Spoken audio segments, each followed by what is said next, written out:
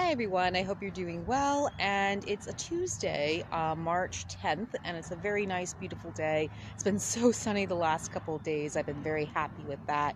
So everyone's been out and about, getting some fresh air, taking a walk, taking their dogs outside for a nice walk and everything, and to play. So it's been very, very good.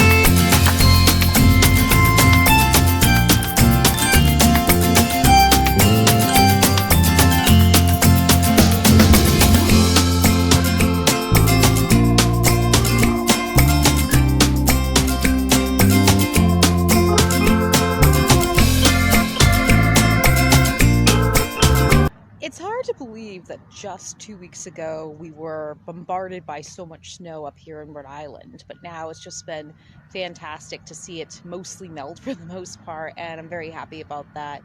Spring is almost here. Daylight savings time has already come into play, so it's lighter outside, and I'm very happy about that.